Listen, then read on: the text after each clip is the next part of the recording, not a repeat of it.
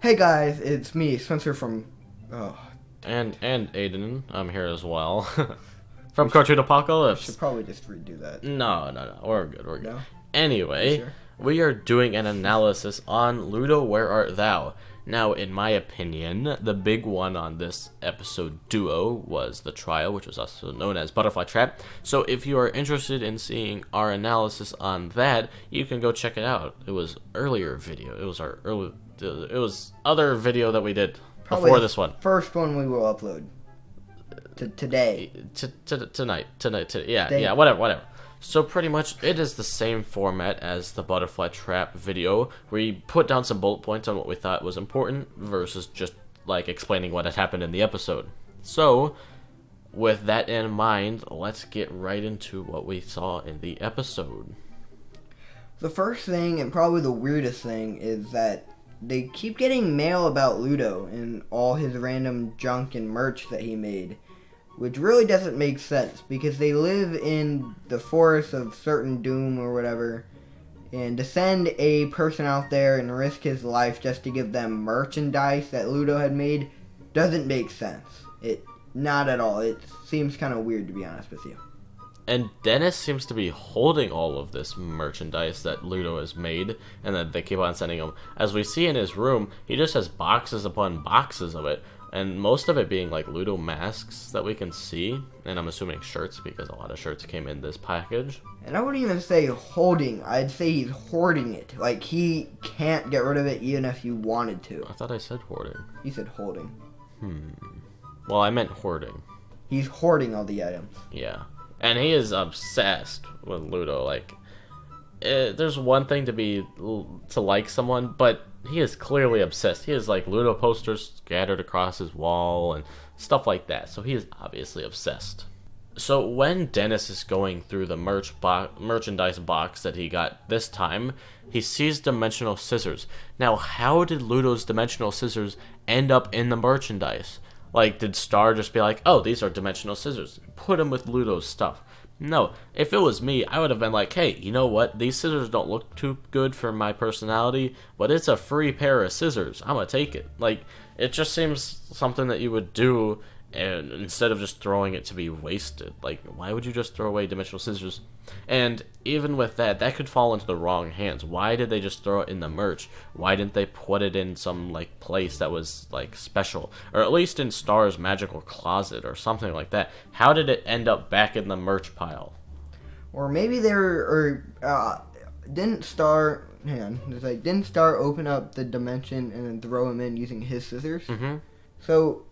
Or maybe Star, being the clumsy girl that she is, she opened the portal, threw Ludo in, and just dropped the scissors and kept going on with her day. And rather than them realizing that it was dimensional scissors, they thought it was more merch that Ludo has made.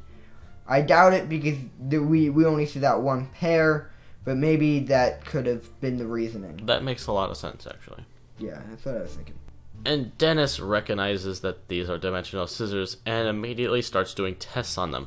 Now, if you guys remember back to that one episode where Miss Heinous, now known as Meteora, was doing this experiment to try to find where Marco lived, which he lives on Earth, I guess.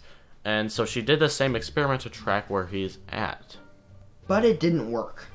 We had an explosion. He goes through a few pages of what it could possibly be. Different dimensions, and this is interesting. I don't know if we'll see all these dimensions at all, but we do know the names of other dimensions now. The dimension I want to see the most is probably either the 7th dimension, because that just sounds cool, or the, I believe it was Sea Bunny or Sun Bunny. Sea Bunny dimension. Actually, we've seen that. We have? Yes. Remember the pirate bunnies? Oh, interesting. So we've seen that one. Alright, cool. Which is colored. And we've also seen the sandwich dimension. That was the dimension that I think was when Star and Marco went. And that was actually the last episode of season 1, wasn't it? Mm-hmm. And then on the left, we also see the other page that pretty much, it all just explains like how it happens. And we see like an equation in the middle of the page.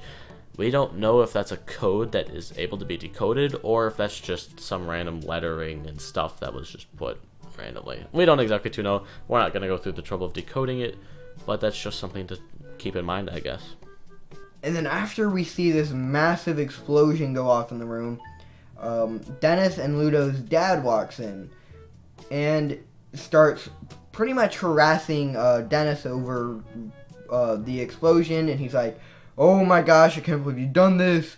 You disturbed me while I was with my scratch and sniff stickers," which I think is probably an inside joke, because I think that's kind of weird for them to be like, "Ooh, scratch and stiff Snickers," or stickers. Especially the ones we see, which is corn, apple, cheese, and meat. Those are weird stickers to smell, but I guess they're into that kind of stuff.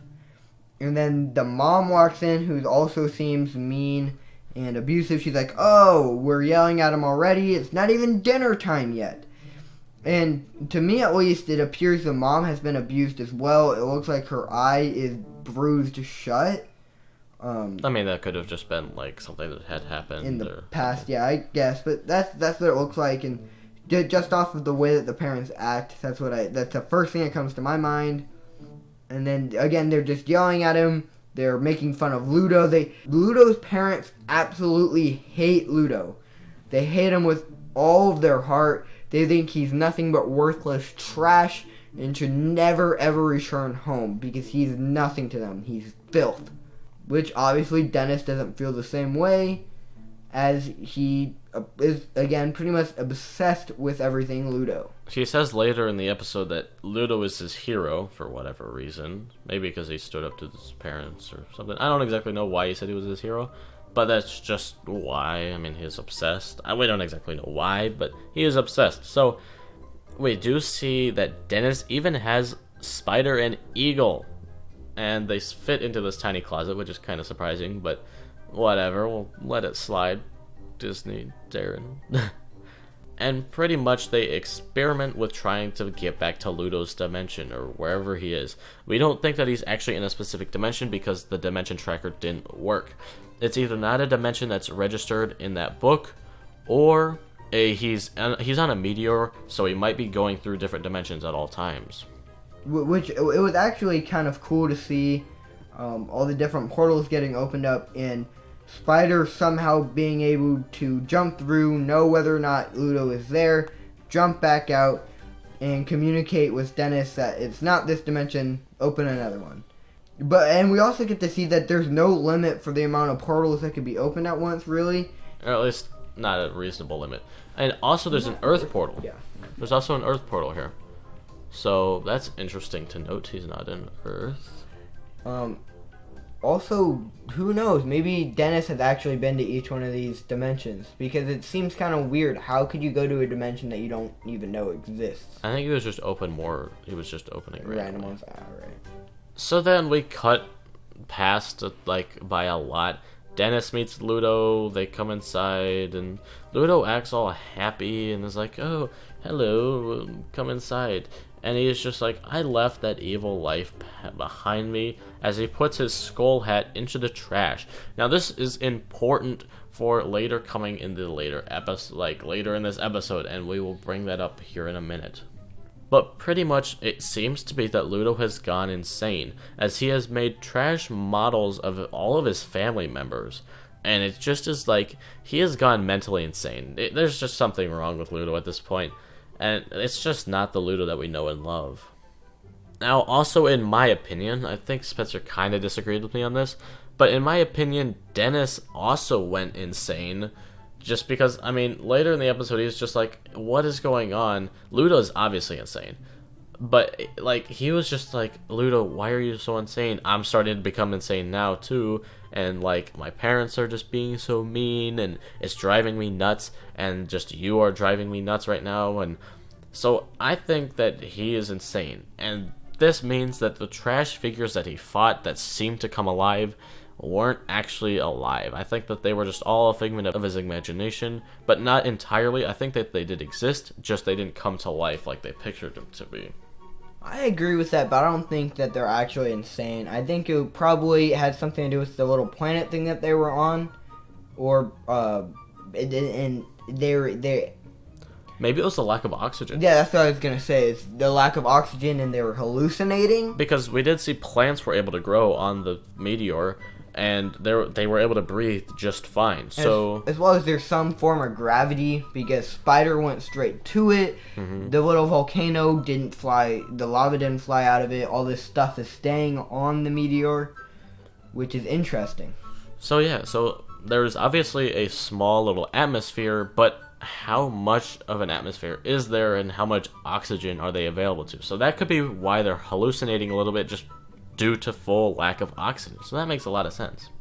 So if you guys saw the promo called the Butterfly Effect, at the very end, they showed a clip of Ludo saying, "Hello, Star and Marco."